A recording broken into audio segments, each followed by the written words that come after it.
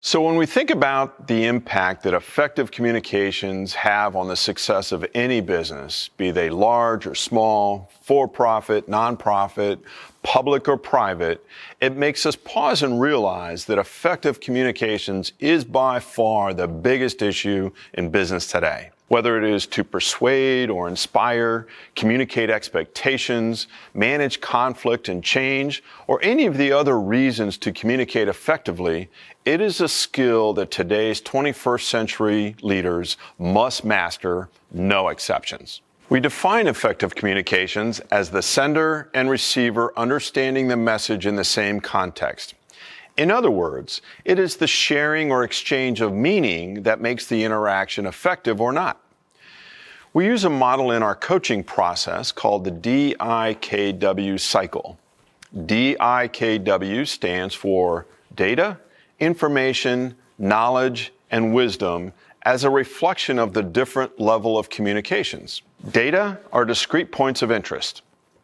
Once we organize that data into spreadsheets, databases, reports, and graphs, it becomes information.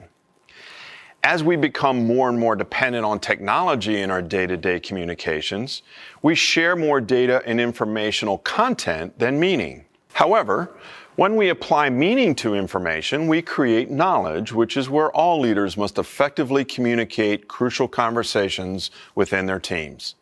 Lastly, when we apply knowledge over time, we create wisdom, the ultimate in contextual communications.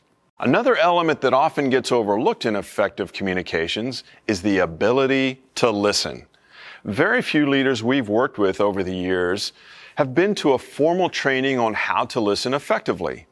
Yet it is a skill that quickly separates effective from ineffective leaders in their effort to truly understand the communications around them. One way we help them understand their communication strengths and blind spots is through the DISC Index assessment. This assessment gives them a wealth of information about how others around them should effectively communicate with them, and then what to avoid in order to prevent breakdowns in communications. If you would like to know more about how to effectively communicate with your team and within your organization, then we should talk.